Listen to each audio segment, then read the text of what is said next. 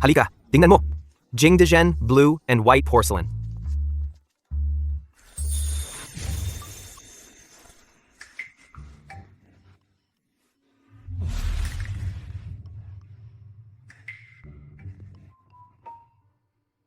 Ito pala ang mundong mortal. Ang saya-saya. Teka, ano ba? Ano sa palagay mo? Nasira mo ang mahal kong antigo. May utang ka sa akin na 50 milyon. Magkano? 50 milyon.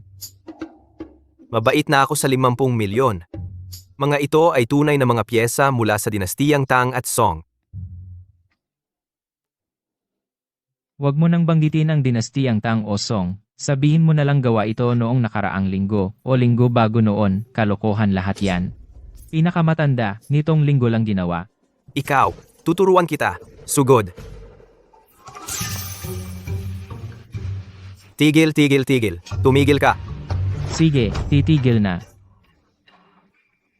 Gusto pa? Nangangati na ang aking kamay ng makalangit na daan. Gusto mong kamutin ko? Para akong tumama sa pader. Ikukulong ko kayo para matuto kayo.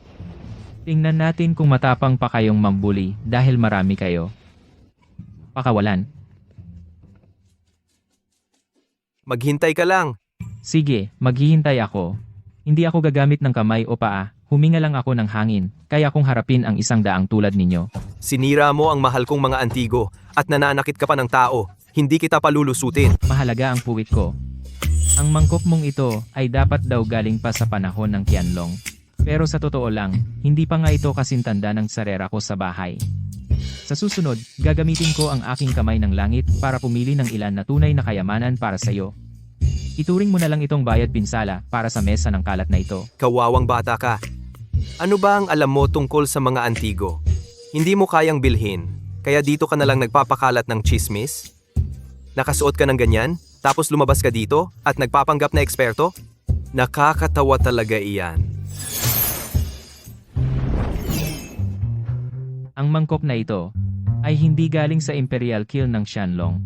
Gawa ito noong ika-22 taon ng Republika ng Sina mula sa Jingdezhen, Jiangxi. Kopya lang ng isang maliit na pagawaan. Nagsasalsal ka. Kung may bayag ka, magpakita ka ng ebidensya. Kahit sino naman pwedeng magsalita ng walang patunay. Ang may kulay na salamin dito ay modernong kemikal na pangkulay pala. Kumpara sa mga pigment na inangkat mula kanluran noong panahon ng Qianlong, magkalayo ang pagkakaiba. Tingnan mo ang marka sa ilalim. Mukhang matatag ang mga stroke ng brush, pero sa katotohanan, mahina at marupok ang mga ito. Ito ay kinopya ng isang tao mula sa isang kopya ng libro ng calligraphy. At dito, may maliit na bitak din. Dahil noong proseso ng pagpapainit noon, hindi sapat ang temperatura. Ang hornong ito ay nagpainit ng mahigit 120 piraso noon. Sa huli, wala pang 30 ang nakaligtas hanggang ngayon. Kumakalat ka ng kasinungalingan. Hindi ako naniniwala. Ikaw, isang lalaki na puro salita lang ng walang patunay? Ano ang karapatan mong tawaging peke ang aking piraso? Sa tingin ko ang ginoong ito ay may ilang valid na punto. Maaari ko bang tingnan? Ako ay isang museo na espesyalista sa pagkilala ng mga cultural relic, Ruan Mian. Ito ang aking kredensyal. Ginoo, sa tingin niyo ba ay kwalipikado ako na magsagawa ng profesional na pagtatasa sa pirasong ito? Si Specialist Ruan pala. Marami na akong narinig tungkol sa inyo. Siyempre naman, tingnan nyo. Kailangan nyo akong tulungan na tingnang mabuti. Ipakita mo sa probinsyanong ito. Sinabi pa niyang peke ang gamit ko. Nagbayad ako ng malaking halaga para sa mga tunay na item na ito. Ako rin ay napaka-curious. Paano kaya ang isang tao, sa pamamagitan lamang ng isang simpleng sulyap, ay tumpak at walang pagkakamali na masasabi ang edad at pinagmulan nito? Ang ganoong mga matang matalas ay bihira na makita sa panahon ngayon. Ito na.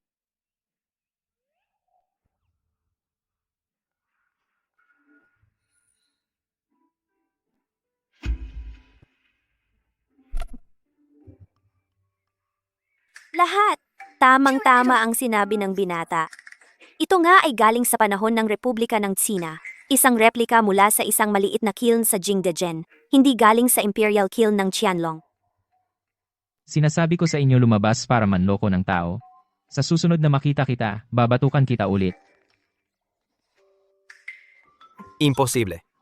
Miss Ruan, sigurado ka ba na hindi ka nagkakamali? Hindi ako nagkakamali. Ang material ng bowl na ito, kahit na mukhang totoo ang imitasyon, pero sa magnifying glass, malinaw mong makikita ang granular texture, kumpara sa panahon ng Qianlong inangkat mula sa kanluran. Ang mga kulay na materyales ay lubhang magkaiba. Ang pagguhit ng base mark ay mukhang malakas, pero sa totoo, ang mga linya ay magulo. Wala ang kasanayan ng mga craftsman ng Imperial Kiln, ang level na nararapat. Ito nga ay kinopya ng mga sumunod na henerasyon.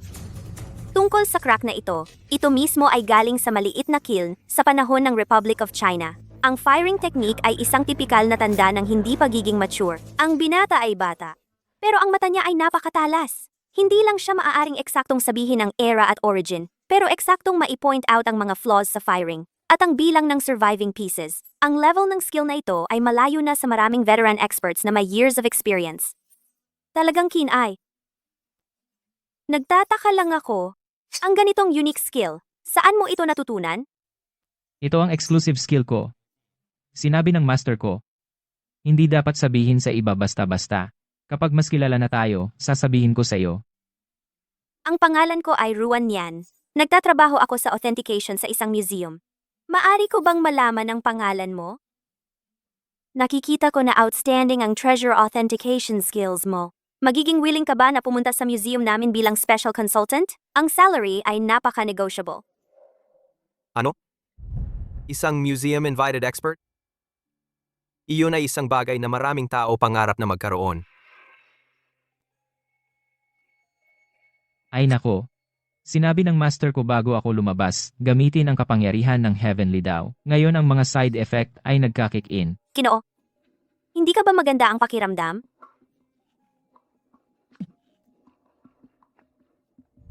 Siya. Ang tao na sinabi ng master ko ay siya. Gusto kong halikan. Gusto kong yakap. Gusto kong, Master, iligtas mo ako. Hindi na makayanan ng disciple mo.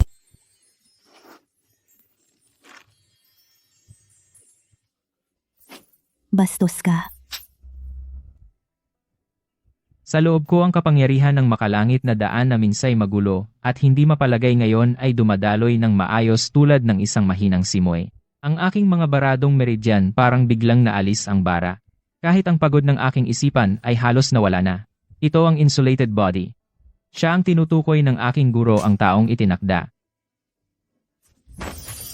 Bitawan mo ako, gago. Hindi mo lang sinira ang unang halik ko. Ngayon, hinahawakan mo pa ako. Pasensya, pasensya. Hindi ko sinasadya. Nawalan lang ako ng malay at nawalan ng kontrol sandali. Miss, hindi niya talaga sinasadya. Bigla siyang nanghina kanina at nahulog.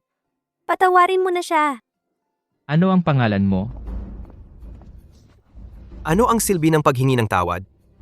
Alam mo ba kung sino siya? Siya ay ang may-ari ng aming antique street, na si Jiang Jianyue. Mayaman siya at makapangyarihan. Isang hamak na probinsyanong tulad mo ay hindi kailanman maaabot ang kanyang estado. Jianyue, huwag mong hayaang takutin ka ng gago na to. Itong mahirap na to ay parang palakang nangangarap maging prinsipe. Dapat siyang tumingin sa salamin at makita kung ano talaga ang itsura niya. Kanina nawalan ako ng kontrol sandali. Pananagutan kita. Pananagutan? Ayaw ko sa pananagutan mo. Lumayo ka lang sa akin. Jianyue. Ang tatay ko ay maghahanda ng isang salo-salo mamayang gabi. At mamayang gabi, mayroon ding ilang pambihirang antik na iaaw kison. Sumama ka sa amin. Nakuha na. Pupunta ako mamayang gabi. Oy. Hindi mo pa sinasabi sa akin kung paano kita mahahanap ulit. Nakakainis ka ba o ano? Umalis ka. Huwag mo na akong makita ulit. Umalis ka?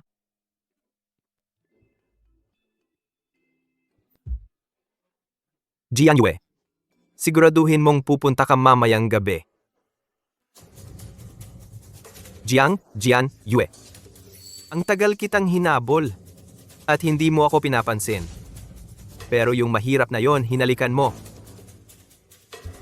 Mamayang gabi, ipapakita ko sa'yo ang kaya kong gawin. Oy, nandito lang siya kanina, nasuot yung binatang naka-ash gray. Nakita mo ba kung saan siya pumunta saang direksyon? Kanina ko pa siya nakikita ng malinaw. Nandito mismo siya. Yung ibig mong sabihin yung lalaking hinimatay. Yung kawawang gago na nagpakita ng kahalayan, tama ba? Wala akong alam kung saan siya pumunta. Sabihin mo sa akin kung saan talaga siya pumunta. Gusto mong malaman? Madali lang. Sumama ka sa akin. Hindi lang kita dadalhin para hanapin siya. Ipapakita ko rin sa iyo ang ilang mga pambihirang kayamanan sa mundo ng Antigo. Master, ang nakababatang disipulo ay bababa ng bundok ngayon. Hindi tiyak ang mga panganib. Talagang nababahala ako. Nakikiusap akong samahan siyang bumaba upang protektahan siya. Wei, sa pagitan mo at ni Zoer, mayroon nga talagang hindi pa natatapos na ugnayan ng karma. Ngayon, siya ay bababa ng bundok para maghanap ng pagkakataon, iyon din ang iyong kapalaran na malulutas minsan. Maaari mong lihim na sundan at protektahan siya, ngunit tandaan, huwag mong pakialaman ang kanyang pagkakataon. Lahat ay dapat sumunod sa likas na takbo nito. Naiintindihan ko. Hindi ko bibiguin ang iyong tiwala, Master. Ako ang magpoprotekta sa nakababatang disipulo. Nakababatang disipulo, matagal na kitang gusto. Dati, sa bundok, tahimik lang akong nasa tabi mo. Ngayong bababa ng bundok, hindi lang kita poprotektahan. Kailangan kong humanap ng pagkakataon para sabihin sa iyo ang nasa puso ko. Sige, mamayang gabi, pwede akong sumama sa iyo. Pero kung may gagawin kang kalokohan, ikaw ang bahala sa mga kahihinatnan. Huwag kang mag-alala, ganda. Ako, si Xiang Yu, dito sa mundo ng Antigo, ay isa ring iginagalang na tao. Talagang tumutupad ako sa aking salita. Ngayong gabi, alas 7, maghihintay ako sa iyo sa kanto.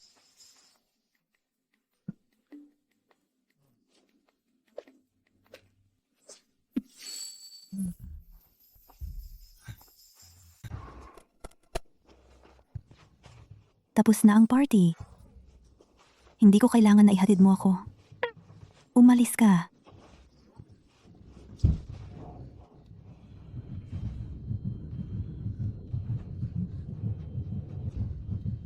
Lasing ka? Makinig ka sa akin at magpahinga. Para ito sa ikabubuti mo. Lumabas ka. Bastos ka. Jian Yue. Ang ganda-ganda mo. Bakit kailangan mong tanggihan ng mga tao ng napakalamig kung sasama ka sa akin pangako ko? Tigilan mo!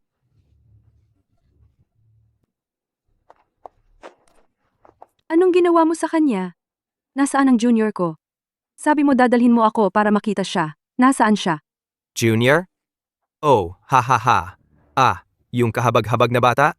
Paano ko malalaman kung nasaan siya? Pero mahal, sa ngayon may oras ka pa bang mag-alala para sa iba? Hindi mo ba nararamdaman na humihina ang buong katawan mo?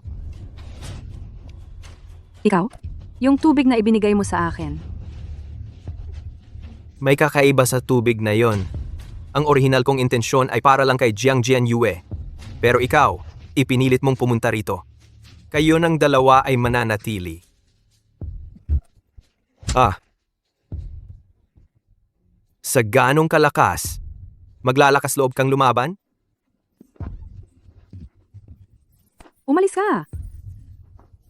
Ayaw mo sa masarap, kaya sa masakit ang bagsak mo. Sabi mo sinong hindi makakatakas. Yun ba yung kawawang lalaki? Sinusundan pa tayo rito. Sino ka ba? Hindi mo ba nakikita kung anong klaseng lugar ito? Pakawalan mo siya. Bitiwan mo. Bakit ko bibitawan? Tumingin ka nga sa salamin. Tingnan mo ang itsura mo.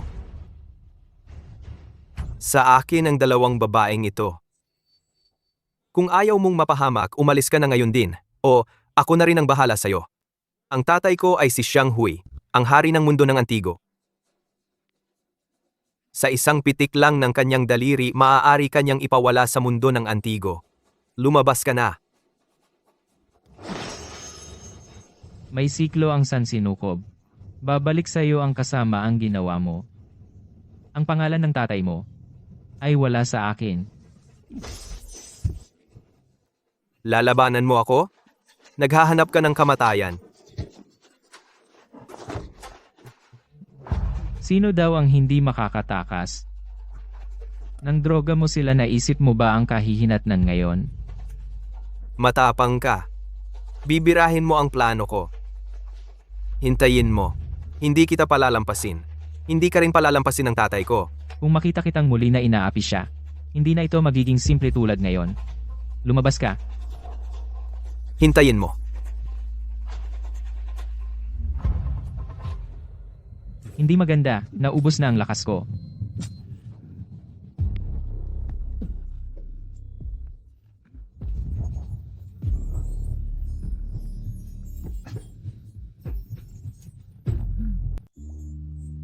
Mainit. Sobrang init. Jianyue, napakaganda mo. Hindi ko na talaga mapigilan. Hindi. Hindi ko kaya. Hindi ko maaaring samantalahin ang isang tao. Kung hindi, paano ako magiging iba sa siyang yun na iyon? Shady. Shady, huwag kang umalis. Shijie, bakit pinayagan ka rin ng master na bumaba sa bundok para protektahan ako? Sa totoo lang, matagal na kitang gusto. Noong nasa bundok pa, tuwing tinatawag mo ako Shiji, doon ako nagsimulang gusto ka.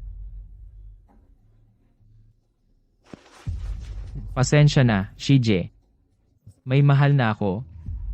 Nandito siya sa tabi ko.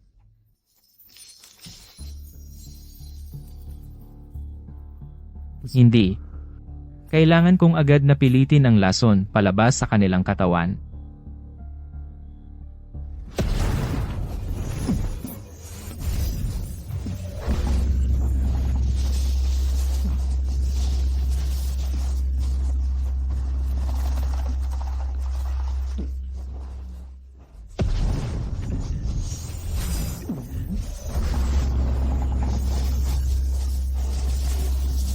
Bastos ka! Manyakis! Paano mo nagawa na samantalahin ako habang ako'y walang malay? At mang-rape? Hindi yon. Tinutulungan ko lang kayong dalawa linisin ang droga sa katawan ninyo. Kahibangan yan! Sino ang tumutulong sa pamamagitan ng paghawak-hawak? Hindi ganyan ang paraan ng pagbigay ng antidote. Ako. Walang hiya kang bastos! Napakasalamong tao. Mali ang pagkakaintindi mo. Siyang yung nagdroga sa'yo. Pinataboy ko lang siya. Kung hindi mo ako pinaniniwalaan, tingnan mo mismo. Hindi ba mas malamig ang pakiramdam mo ngayon?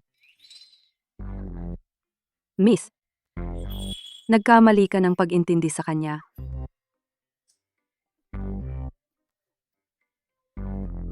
Siya ang aking junior, Lu Chenju. Lu Chenju, siya lang ang nagligtas sa atin. Siyang Yu ang nagtangka na samantalahin tayo. Dumating siya sa tamang oras at pinataboy ang bastardo. Pagkatapos, tinulungan niya tayo linisin ang droga sa katawan natin. Pasensya na. Nagkamali ako ng pag-intindi sa iyo. At salamat sa pagligtas mo sa akin. Ayos lang. Masaya lang ako na hindi ka nasaktan. Junior, okay ka lang? Ginamit mo lang ang kapangyarihan mo. May nararamdaman kang discomfort?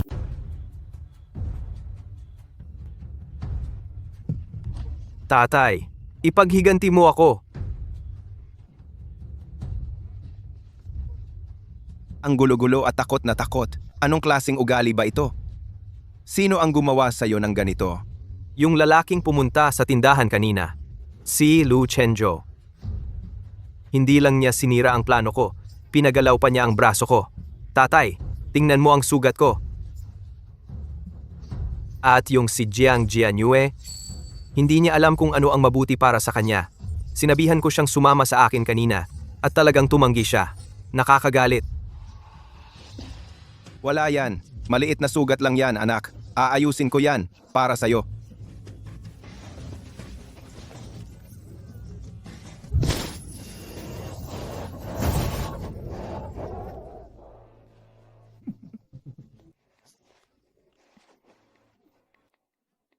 Tatay, ang galing mo talaga. Isang hamak na walang kwenta ang nangahas na saktan ka. At yung si Jiang Jianyue. Akala ba niya dahil siya ang amo sa kalyeng Antigo, pwede na niyang hamakin ang lahat? Umaasa lang siya sa pagkakaroon ng ilang magagandang kalakal at konting mata para dito. Sa loob ng 3 araw, ang taunang torneo ng pagsusugal sa bato. Tatay, ang torneo ng pagsusugal sa bato. Tatay, ibig mong sabihin, sa torneo ng pagsusugal sa bato, dapat nating gawing mawalan ng lahat. Si Jiang Jianyue, ipapaunawa ko sa kanila ang halaga ng pakikialam sa'yo. Tatay, ang talino mo talaga. Sa pagkakataong ito, siguradong papagbayarin ko ang magkatabing yan ng halaga. Ilang taon na akong nag-practice ng itim na sining at matagal ko nang ninanasa ang kapangyarihan ng langit. Ngayon, dumating pa ito sa aking pintuan. Talagang nasa akin ang langit. Grabe, ang saya-saya talaga rito. Shenzhou, para sa taunang kumperensya ng paghuhula ng hiyas na ito, espesyal akong nag-apply para makakuha ng pwesto para dalhin ka. Ang mga pwesto ng hilaw na hiyas sa aming antique street ay puno ng mga nakatagong talento. Sa iyong kakayahan, tiyak na may mahuhukay kang maganda. Tapos, ipapakilala kita sa ilan, sa mga kilalang tao sa industriya. Pagkatapos noon, magagawa mo nang magtatag ng iyong pangalan sa larangang ito. Nakababatang kapatid na lalaki. Narinig kong marami raw. Nabihirang hilaw na hiyas dito. Kailangan mo rin akong tulungang maghanap. Tapos, pipili rin ako ng isa. Gusto kong subukang maghiwa ng isa. Salamat sa iyong pagkilala, Miss Ruan. Ang pagpunta rito. Una, gusto kong magpalawak ng aking kaalaman. Pangalawa, gusto kong tingnan kung may nakalaan para sa akin. Si Jiang Jianyue, ang may-ari ng Antique Street. Para sa isang mahalagang okasyon, tulad ng kumperensya ng paghuhula ng hiyas, tiyak na hindi siya absent. Sana ay makilala ko siya rito. Siya ang taong nakalaan para sa akin. Kailangan kong makuha ang kanyang loob. Jianyue. Jianyue. Nandito ka nga talaga. Jiang Jianyue? Jiang Jianyue? Anong ikinahihiya mo? Malinaw namang inabuso ka niya. Dapat kang magalit sa kanya. Napakagago niya. Hindi pa sapat sa kanya ang pagkakaroon ng mabuting kapatid na babae. Kailangan pa niyang mang-istorbo kay Expert Ruan ang tumulong sa kanya. Marami talagang libreng oras si Mr. Lu. Sa halip na magpalipas ng oras kasama ang dalawang mapagmalasakit sa tabi mo, ako pa ang hinanap mo. Isang taong walang kwenta. Mauna na ako. Nagsiselos ka ba? Yung dalawa, mga regular kong mabuting kaibigan lang sila. Ngayon, dumating ako para lang maglibot-libot. Sinong nagsabi sa'yo na hanapin ako? Hindi naman tayo close. Ngayon, hindi ba ito ang auction ng mga hiyas? Pumunta ka rito, tiyak gusto mo ring maghanap ng dekalidad na bato. Huwag kang mag-alala, sa pagsusuri ko para sa'yo, garantiya ko makakapili ka ng napakagandang bato. Hindi na kailangan. Kaya mo maging mag-isa. Ikaw muna ang mag-alala sa sarili mo. Mula ngayon, huwag mo na akong gambalain. Lu Chenzhou. Oh. Talaga nga namang magkikita rin tayo. Saan-saan kita nakikita. Noong huli, sinuntok mo ako at ginulo mo ang mga plano ko. Hindi pa ako nakakabawi sa yon. Noong huli, hindi pa sapat ang bugbog mo, ha? Gusto mo pa ngayon? Lu Chenzhou, huwag kang magdrama. Alam mo lang ang ilang maduming teknik. Akala mo talaga, wala kang talo? Ngayon, hindi ako bababa sa level mo. Gagamit ako ng Jade Gambling para talunin ka ng patas. Nakikita mo ito? Ang tatay ko espesyal na naghanda nito para sa akin. $5 milyong na buo. Ngayon, lutasin natin to sa Jade Gambling. Ang talunan hindi lang dapat humingi ng public apology, dapat ding lumuhod sa sahig at tawagin ako ng daddy. Tapos, umalis ka na sa Antique Street para sa good. Huwag kang magpakita dito. Gagawa ako para mapahiya ka sa harap ng lahat. Babawi tayo sa nangyari noong huli. Walang problema. Hindi pa ako nakakabawi sa ginawa mo sa akin noong huli. Para sa ginawa mo sa akin noong huli. At narito ka. Lumapit sa akin. Kaya hayaan mo, makita mo mismo. Ang kahulugan ng karma. Naniniwala ako sa paghatol ni Chenzhou. Ang kanyang kakayahan sa pagtatasa ng mga kayamanan ay mas mataas kaysa sa karaniwang tao. Hindi lang $5 million, kahit na mas marami pa, ikaw pa rin ang magiging talo. Junior, naniniwala ako sa iyo. Alam kong makakaya mo ito. Titingnan natin iyan.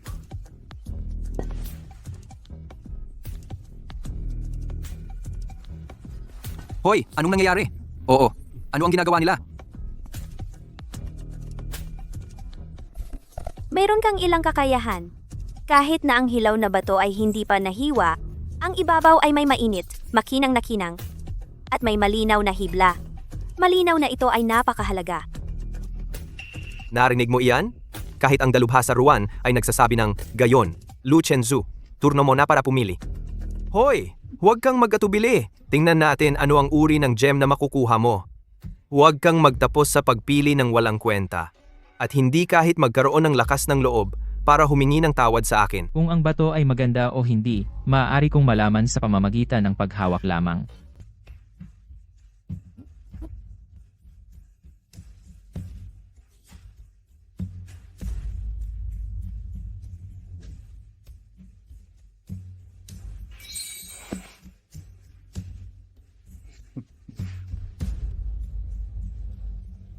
Ito na.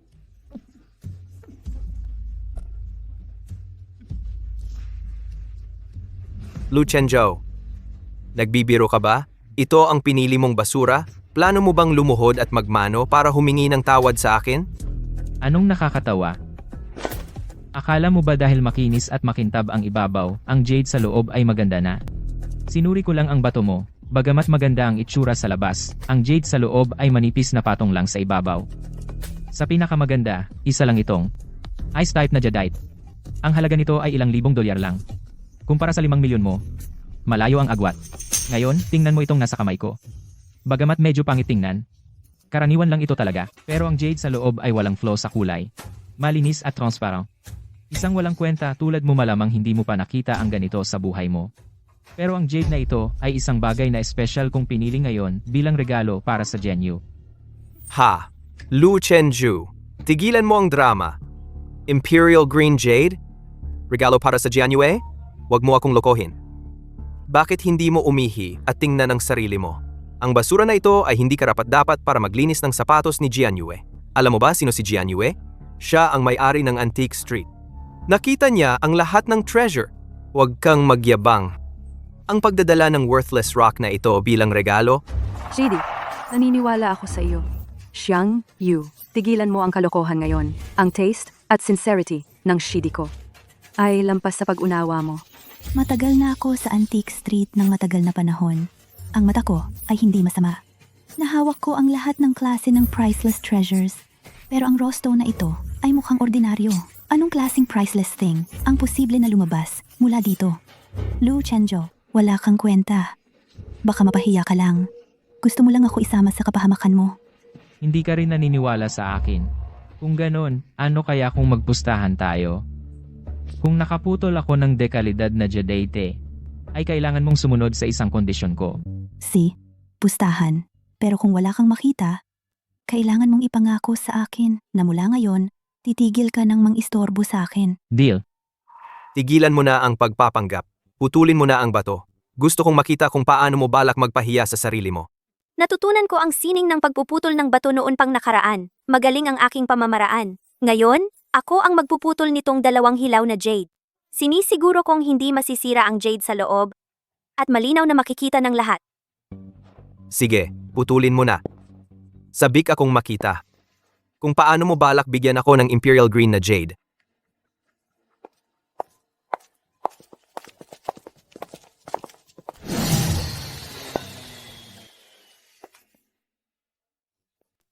Oy, sayang.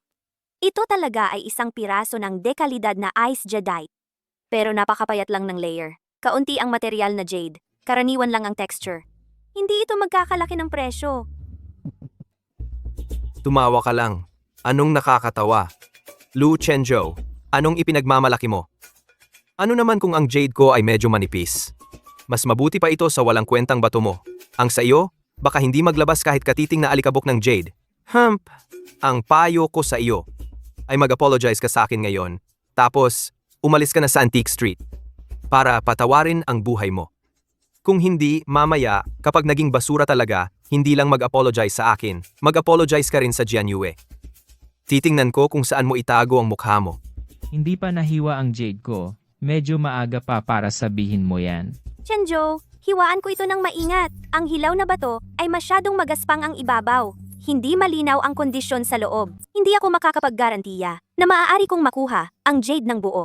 Ruan, putulin mo lang ng may kumpiyansa. Tiwala ako sa'yo. At tiwala ako sa batong ito. Hindi ka nito bibiguin.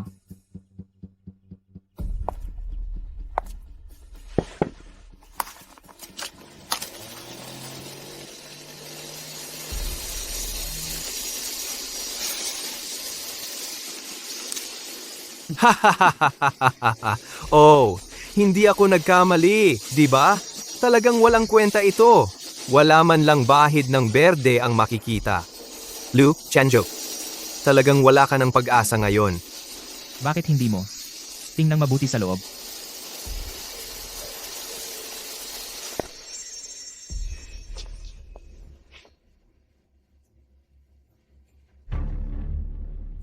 Ito ay... Nakuha ko talaga ang napakagandang malayelong hadate. Hindi ka panipaniwala. Puro ang texture, walang kahit anong dumi. Makulay at mayamang kulay. Ito ay talagang isang top grade, dekalidad na jadeite. Hoy, ang galing mo! Sino ang mag-aakala? Sa ilalim ng payak at ordinaryong itsura, may ganitong kayamanan pala ang nakabaon. Isang tunay na hiyas. Wow! Ang halaga nito sa merkado ay tinatayang mahigit 1 milyon. Kumpara sa naunang piraso, parang gabi at araw ang pagkakaiba. Imposible. Imposible. Hindi ito posible. Lu Chenjo, nandaya ka siguro. Ikaw. Gumamit ka siguro ng makina para iscan ng maaga ang batong iyan? Kung hindi, paano mo kaya napili ang dekalidad na jadeite? Manloloko ka. Iyon na nga siguro? Wala kang tunay na kakayahan kahit ano. Ginawa mo lang ito para guluhin ako ng sadya, para hiyain ako. Tama ba? Hindi. Hindi ko ito tatanggapin. Ang pustahang ito. Hindi dapat bilangin ang pustahan na ito. Ang talo. At gumagawa ka pa ng ganyang kahinahinang dahilan. Napakawalang delikadesa. Shangyu, wag mong baligtarin ang mga bagay. Hayag kang nagsisinungaling. Ang aking apprentice ay hindi maaring mandaya. Lahat ay natutunan niya mula sa ating master. Ang kanyang mga kasanayan sa pag-appraise ay pambihira. Nakikita niya ang tunay na kalidad ng jade. Iyon ay sarili niyang kakayahan.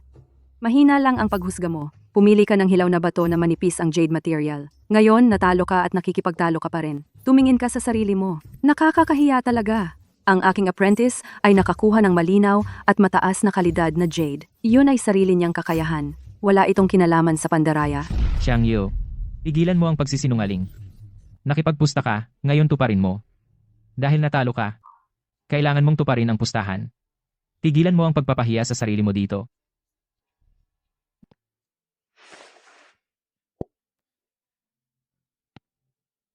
Jianyue, tingnan mo. Ang high ice grade na jade na ito ay walang katumbas ang halaga. Ang batong ito ay magiging aking regalo sa iyo. Tinutupad ko ang aking mga pangako. Napakahalagang piraso ng jade. At ibinibigay mo ito sa akin? Mga batong ganito ang kalidad. Napakarami ko nito.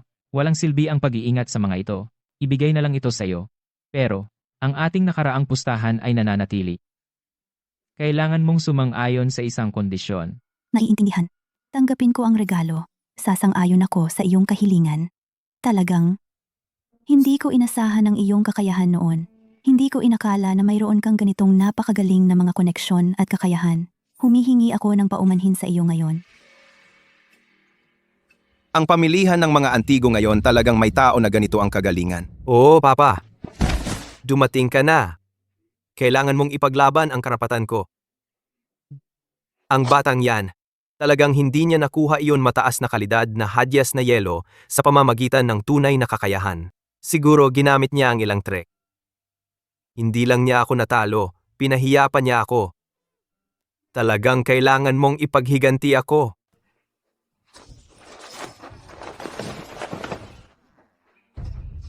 Kasi napakagaling mo, gusto mo ng isa pang pusta sa akin? Kabili-vili. Natalo ang bata. At ngayon lumitaw ang matanda. Ano? Hindi mo ako matalo. Kaya nagdala ka ng tulong. Lu Chenjo! Ano ang sinasabi mo? Alam mo ba sino ang tatay ko? Ang tatay ko ay isang master appraiser sa mundo ng antigo. Isang tunay na autoridad. Siya ang Vice President ng Antiques Association at isa sa mga founder ng buong Antique Street. Isang probinsyano tulad mo ay hindi kahit angkop para banggitin kasama siya. President Xiang, kumusta? Ako si Ruan Yan, isang specialist sa pagkilala ng cultural relics galing sa museum. Isang karangalan na makilala ka.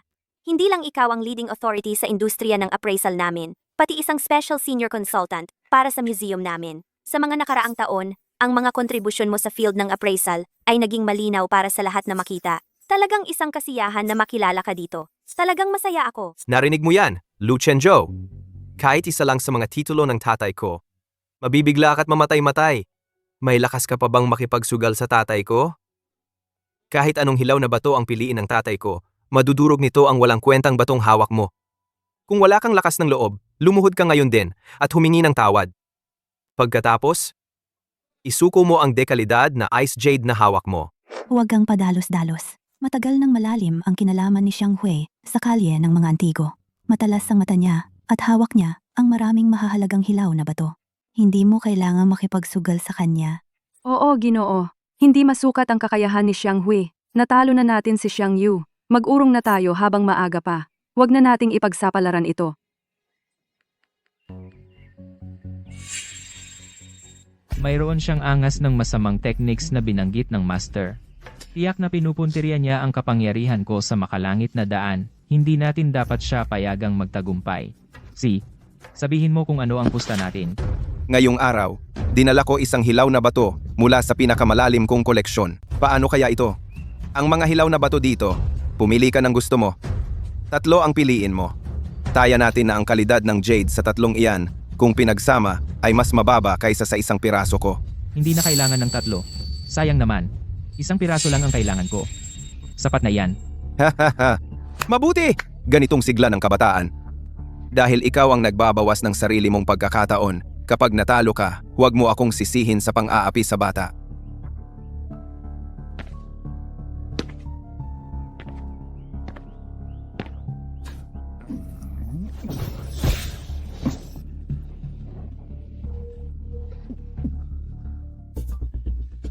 Hindi. Mabilis kong ginamit ang kapangyarihan ko. Ang heavenly daw power sa loob ko ay nagiging hindi mapakali. Kailangan kong maghanap ng tao para mapayapa ito.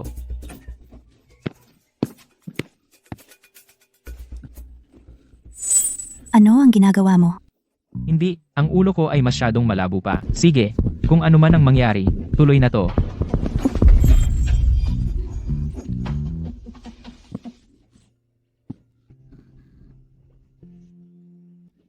Ang epektibo ng iyong mga labi. Isang halik lang, nawala na ang hilo ko. Talagang ikaw ang para sa akin. Lu Chenzhou. Gago ka. Mali ang pagkakaintindi mo. Hindi, mali ang pagkakaintindi mo. Naubos lang talaga ang lakas ko sa pagputol ng batong yon. Naubos ang lahat ng lakas ko. Kapag hinahalikan kita saka lang ako nakakabawi. Anong klaseng dahilan yan? Kalakal-kalakal lang yan. Sige na, mahal. Hayaan mo munang matapos ko itong bato, saka ako magpapaliwanag. Sinong mahal mo? Lu Chenzhou, sinong nagpahintulot sa iyo na halikan ng Diyos ako? Pumili ka pa ng batong walang kwenta, tapos umaasa ka pa sa babae. Sa tingin ko, nanloloko ka lang. Tingnan nyo, siya halatang may kasalanan siya. Alam niyang hindi siya mananalo sa tatay ko. Kaya nanunuyo siya kay Jiang Jianyue para tulungan siya ni Jiang Jianyue, sa tingin ko. Isang manloloko lang siya. Kahit naman daya talaga siya, ano naman ang magagawa? Laban sa ganap na kapangyarihan, walang kwenta ang lahat ng maliit na daya.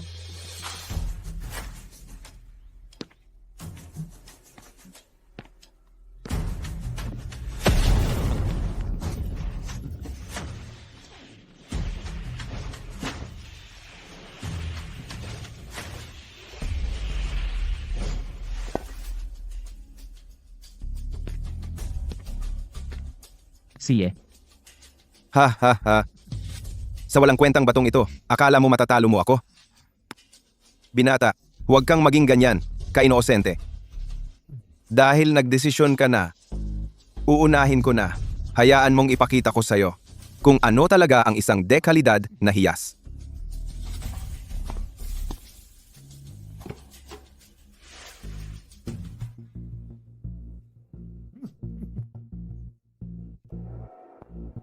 Matalas talaga ang mata ni President Xiang.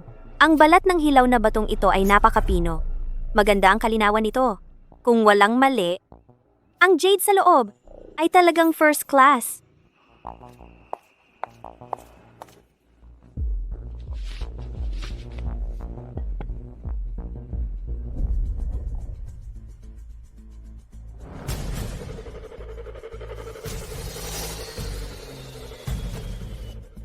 Ito ay top grade glass grade. Imperial na berdang jade. Antas salamin na imperial na bird. Yan ang pinakamagandang klase ng jade. Masyadong perpekto, masagana, pantay na kulay, texture na kasing kinis ng cream. Napakalinaw parang tubig ang itsura. Talagang top grade glass grade sa merkado.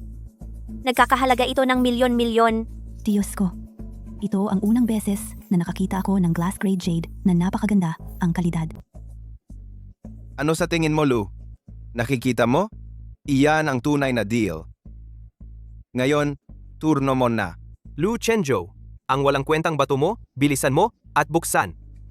Hindi ako makapaghintay na makita ano ang treasure na makikita mo. Miss Ruan, kung maaari, mag-ingat.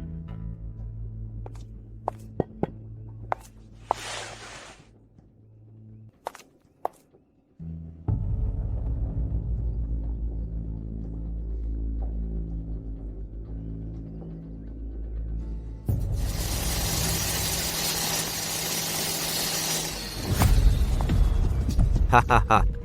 Lu Chenzhou. Isa pang basura gaya ng inaasahan. Sa tingin ko, dapat lang. Lumuhod at humingi ng tawad sa amin. Huwag mong sayangin ang oras ng lahat. Dragonite. Ang legendary Dragonite Jade. Ano? Imperial Jadeite. Ito ang pinakamataas na grado ng Jadeite. Ang pinakamataas. At Mas bihira pa kaysa sa glass grade jadeite. Perpekto. Talagang perpekto. Ang texture ay kasintinis ng cream. Ang kulay ay masiksik at pare-pareho. Ang transparency ay talagang walang flaw.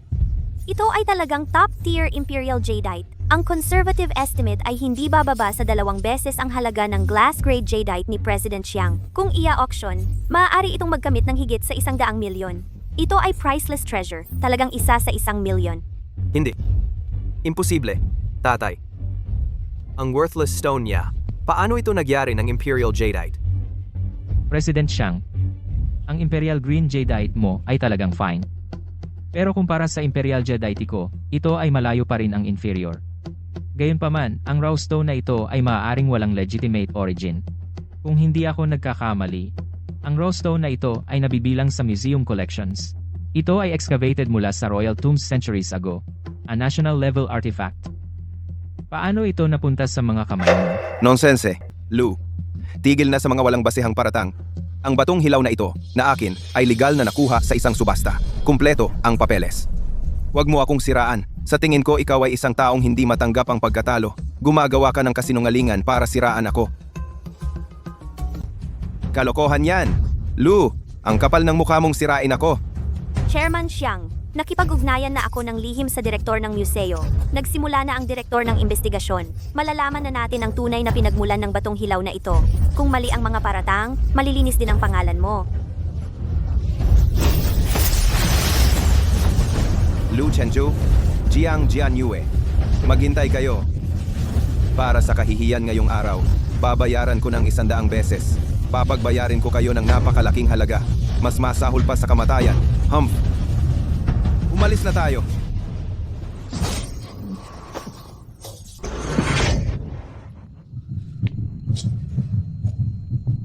Chenzhou, anong nangyari? Jianyu, naaalala mo ba? Pinangako mo sa akin na kung makakahanap ako ng dekalidad na jade, gagawin mo ang isang bagay para sa akin. Naalala ko. Basta't hindi ito kahilingang labis. Pumapayag ako. Jianyue, magiging asawa mo ba ako? Ang piraso ng jade kanina ay hindi pusta ko sa sugal. Ito ay ang aking bigay kaya para sa iyo. Nagtataka ako kung sapat na ito. Pakasal ka sa kanya. Oo.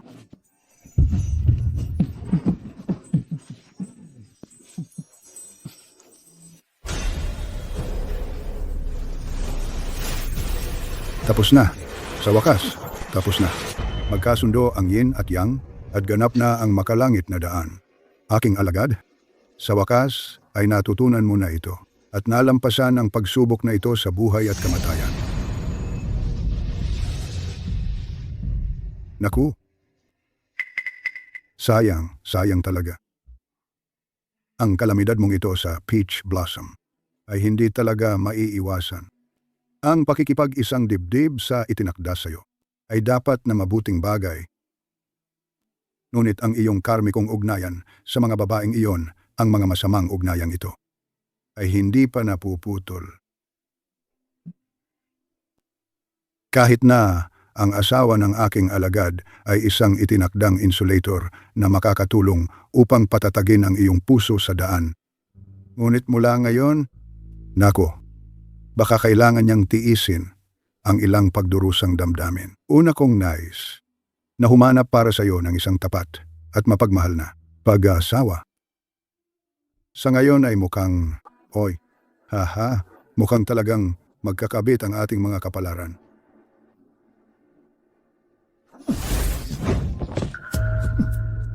Ilang taon na ang nakalipas, ganito pa rin ang napuntahan mo.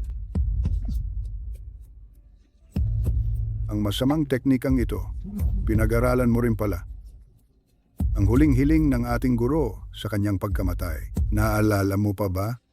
Kuya, ang tagal nating hindi nagkita. Kumusta ka na? Ang hiling ng ating guro. Kung talagang mahalaga ako sa kanya, ang mga matuwid na teknikang pang-heavenly daw ay dapat na ipasa sa akin, hindi sa iyo. Kung walang daan para sa akin sa matuwid na landas, gagawa ako ng sarili kong daan.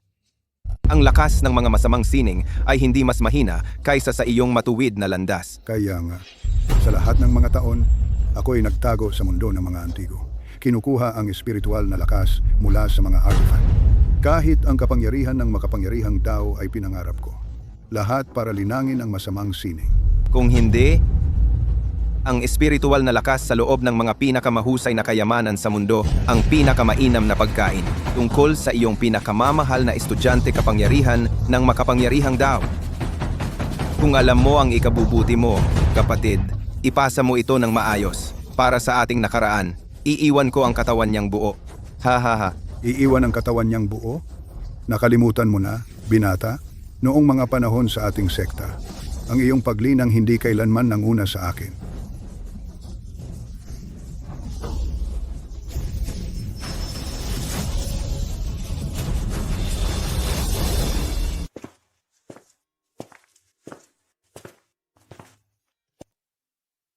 Jianyue, naroon sa unahan ang bundok kung saan naninirahan ng bukod ang aking guro.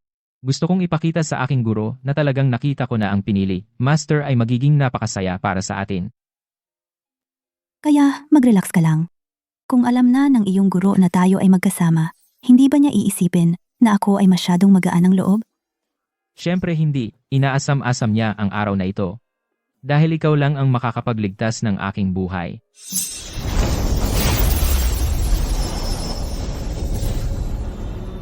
Iyon ang aking guro kapangyarihan ng makalangit na Dao. Nakikipaglaban siya sa isang tao.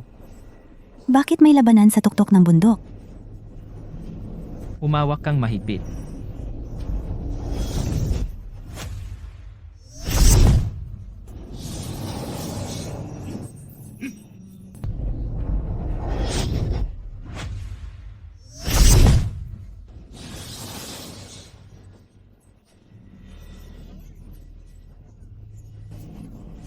Guro.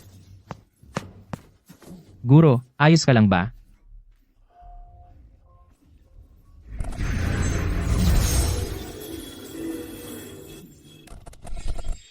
Siang Hui. Ayaw mo talagang sumuko, ano? Chen Zhou, tumakbo ka. Siya ang iyong tiyuhin sa martial arts, si Xiang Hui. Nahulog na siya sa madilim na landas. Espesyal na idinisenyo ang kanyang mga teknik para kontrahin ang iyong kapangyarihan ng makalangit na daan. Kaya ikaw pala, matagal mo nang ninanasa ang aking kapangyarihan ng makalangit na daan. Ang anak ng makalangit na daan, ang insulated na katawan. Mas perpekto pa sa inaakala ko. Naghandog ka talaga ng napakagandang regalo para sa akin, kapatid. Gago kang matanda ka. Sinaktan mo ang aking guro. Ngayon, magbabayad ka. Tumingin ka sa likod mo. Kinuha mo si Jianyu. Isang insulated na katawan. Akala ko, sisidlan lang ito para sa kapangyarihan ng makalangit na daan. Sino ang mag-aakala? Hindi lang nito napapaloob ang kapangyarihang iyon, kundi nakakapag-insulate pa laban sa lahat ng cultivation backlash. Kung gagawin ko siyang kaldero, ang aking madilim na sining sa wakas ay makakaya ng lamunin ang lahat ng bagay at sakupin ang buong mundong ito. Kapatid, nawala na ang isip mo. Ang paggawa sa isang tao bilang kaldero ay isang masamang landas, ang pinakamasama sa mga pamamaraan. Ang kaluluwa ng pinaggawaan ay pagdurusahan sa magkakasunod na henerasyon. Hindi na muling maipapanganak. Nawala ang isip ko? Kapatid, noong panahong si Master ay ipinasa sa iyo ang mga teknik ng makalangit na daan, nawala na ang isip ko noon pa, yamang hindi ko makuha ang kamay ng makalangit na daan. Pagkatapos, gagawin ko itong insulated katawan bilang personal furnace vessel ko. Sapat na iyon para magdagdag ng 1,000 taon sa buhay ko. Sa panahong iyon, anumang kapangyarihan ng makapangyarihang Dao, ako mismo ang magpapalago. Hambog ka.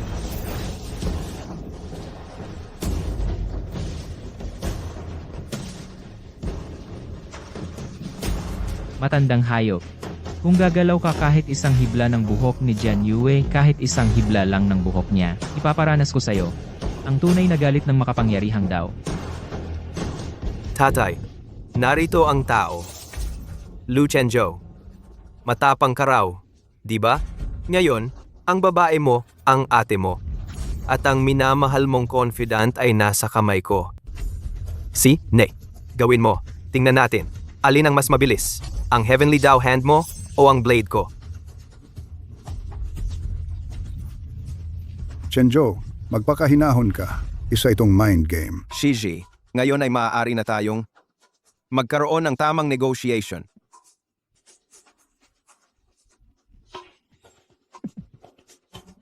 Ang tatlong babae ay napakahalaga sa iyo. Ang isa ay ang chosen one. Ang isa ay ang iyong kababata at kapatid sa martial arts. At ang huli ay isang admirer na humahanga sa iyo. Kailangan ko lang ang isa, katawang nakahiwalay bilang hurnong kaldero. Ang dalawa pa ay maibabalik sa iyo, Ivo. Ano ang ibig mong sabihin? Sample. Kailangan mo lang isil ang sarili mong meridians at i-hand over ang 1/3 ng iyong diwa ng daan ng langit. Pakiayos mo nga para sa akin. Pwede kitang payagang magdala ka ng isa. Tatay, gusto ko si Jiang Jianyue. Ang tagal ko nang hinahabol ang babaeng ito, tapos nakasiping siya nung lalaking iyon. Hindi ko talaga pakakawala ng babaeng ito. Joel, huwag kang makinig sa kanya. Kapag isinara mo ang iyong mga meridian, mamamatay tayong lahat. Kuya, dapat mong ipikit ang iyong bibig. Pamangkin, nakapagpasya ka na ba? Magsisimula akong magbilang mula 3. Pagkatapos ng 3, kung hindi ka pa rin makapagdesisyon, papatayin ko muna ang babaeng itong apelyidong Ruan. Tapos, ang ate mo. At sa wakas ay kukunin ko si Jiang Jianyue.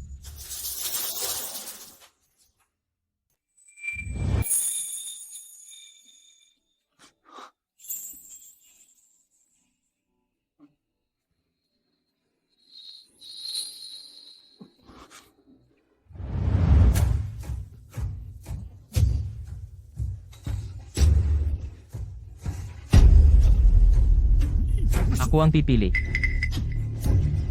Ako ang pipiliin ko. Ano? Tatay, ano ba ang balak niya?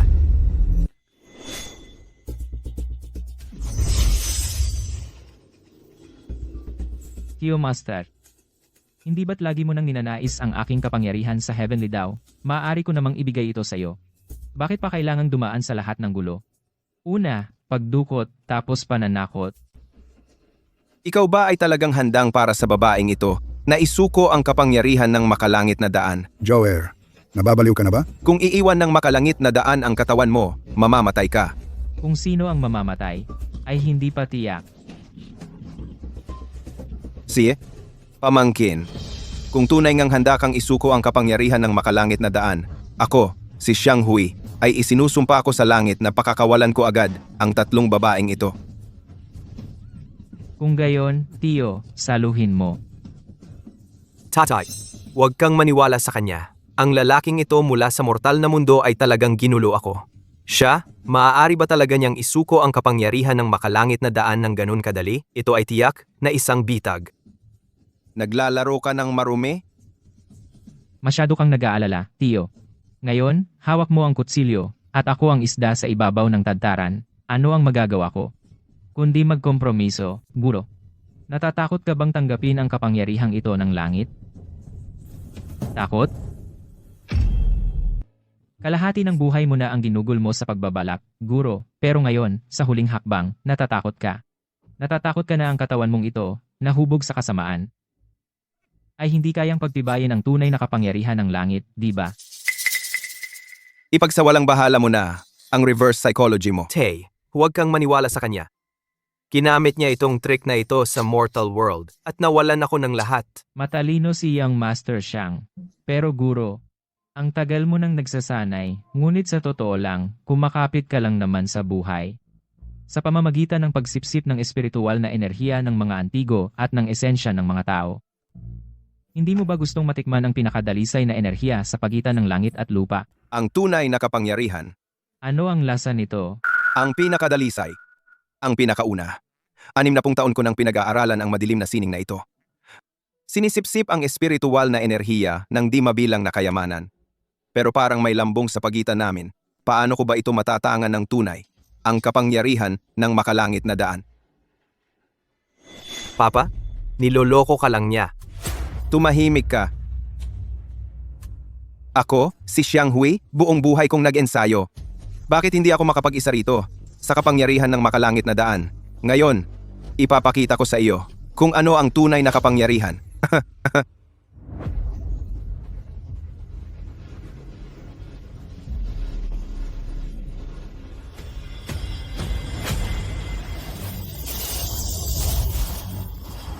Ang kamay ko.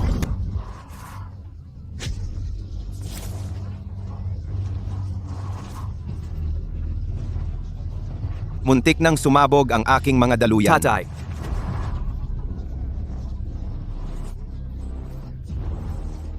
Tio Master.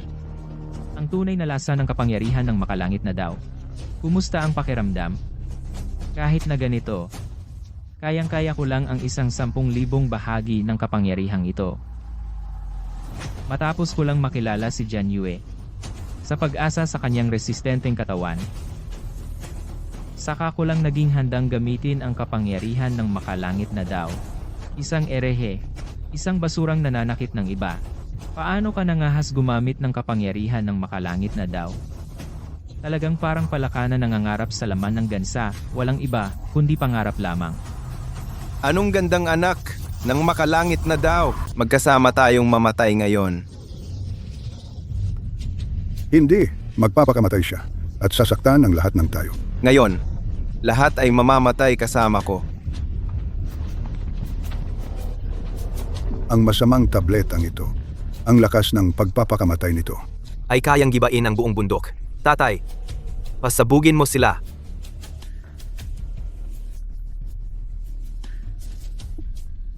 Chenjo, ano ang ginagawa mo? Huwag kang mag-alala. Para harapin ang taong katulad niya,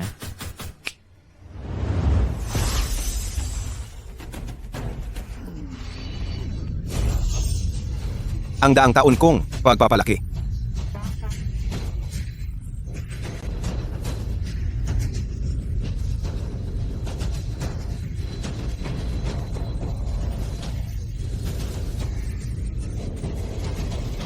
naintindihan ko. Ang masasamang pag-iisip o matuwid na landas ay pawang anyo ng enerhiya sa sansinukob. Ang makalangit na daw ay sumasaklaw sa lahat ng bagay. At kayang baguhin ang lahat ng bagay. Ito ay pagtuturok ng makalangit na daw, isang pisikal na katawan na nagtatamo ng pagkadyos. Shishu, naintindihan mo na ba? Ano? Ikaw, nagtatamo ka ng pagkadyos sa iyong mortal na katawan? Paano ito posible? Paano direktang tumatanggap ang isang mortal na katawan ng pagtuturok ng makalangit na daw? Pero kung may tao, ay handa sa isang nakahiwalay na katawan. Paghatiin mo ang aking pasan, balanse at suporta. Kung gayon, ang makalangit na daan, bakit hindi maaaring maging bahagi ng mundong ito? Kaya ang hiwalay na katawan, tunay na kapalaran, ang siyang daungan para bumaba ang makalangit na daan sa mundong ito. Nais kong gawin itong kaldero. Akala ko lang, sisidlan lang ito. Tanga! Ako ang pinakamalaking tanga.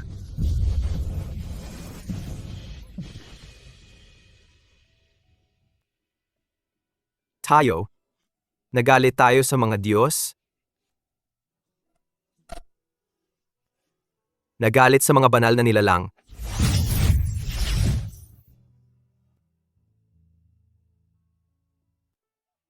Guro. Ate, Ginang Ruan. Jianyue. Okay na ngayon. Dumana talaga. Isang mortal emperor. Isang mortal god. Ang buhay ko. Nagkabuluhan lahat. Jianyu. Kanina lang. Naramdaman ko ang buong kalangitan. At kalahati ng buong sarili ko. Ikaw, Ang galing mong magsalita. Pero, salamat sa muling pagligtas mo sa akin. Nakababatang kapatid na lalaki. Pakiramdam mo. Napakalayo na ngayon. Parang mga bituin sa langit. Nakikita ko sila. Pero hindi ko na sila maaabot. Chenjo, ang pagkakilala sa iyo, nakikita kitang umabot sa puntong ito. Masaya na ako. Tiyak na sasampa ka sa langit. Ate Ruan. Magpakailanman, kayo ang aking mga ate. At ang aking mga kaibigan. Hindi ito magbabago dahil lang lumakas ang aking kapangyarihan. At baguhin ang lahat ng ito. Pakiramdam ko lang baka hindi na ako gaanong makatulong sa iyo. Noon sa bundok. Kaya ko pang turuan ka ng martial arts at pangalagaan ka. Pero ngayon, Hindi, ate. Noon sa bundok kung hindi dahil sa iyo na laging nagsasanay kasama ko na naghati sa pasanin ng kahigpitan ng master baka hindi ako nakarating sa araw na ito. Ang kabutihang ito, hindi ko ito malilimutan. Nakikita kitang umabot sa puntong ito. Nasisiyahan na ako. Tiyak na sasampa ka sa langit. Ruan, noon sa Antique Street ikaw ang unang kumilala sa akin at nagbigay ng pagkakataon, ang pagkilalang ito isa sa puso ko rin ito. Anak kong tanga. Mga bata talaga kayo. Aking estudyante. May mga bagay na dapat kong sabihin sa iyo ngayon. CJ Poguro, Sa totoo lang, natatangi ang tadhana mo. Ikaw ang muling pagkakatawang tao ng bituin ng pag-ibig. Para sa may ganitong kapalaran, mas matindi ang mga gusot sa pag-ibig. At bawat ugnayang romantiko ay lubusang nakaugnay sa landas ng pagsasanay sa langit. Si Jiang Jianyue ang itinakdang tunay mong pag-ibig. Tutulungan kanyang balansehin ang yin at yang para maging ganap. Pero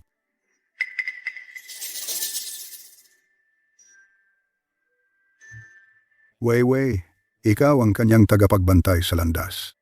Dahil sa iyong dalisay na yin na katawan, ikaw ang magdadala ng parusa mula sa batas ng langit para sa kanya. Ang karma na ito, noong 10 taon na ang nakalipas, ay naitanim na ito. sa totoo lang, tinutulungan ko siya mula pa noon. Sa lahat ng mga taong ito, ang hindi sinasadyang pagbabahagi mo ng pasanin.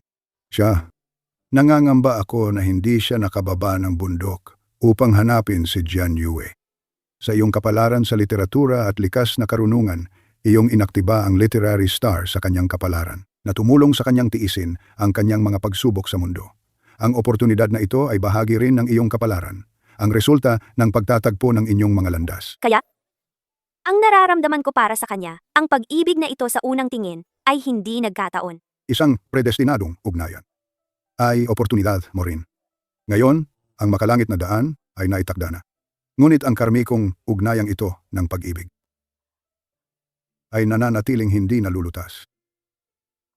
Guro, sinasabi mo ba? Kung gayon, bilang iyong alagad, ano ang dapat kong gawin? Ano naman ang dapat naming gawin?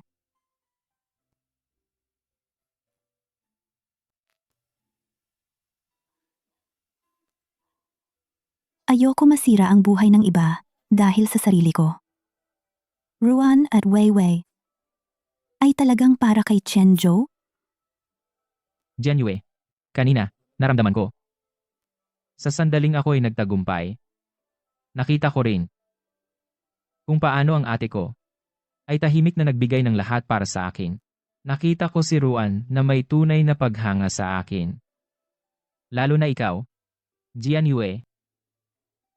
Ang tunay na daan ng langit ay tungkol sa pagtanggap, tungkol sa pagtupad.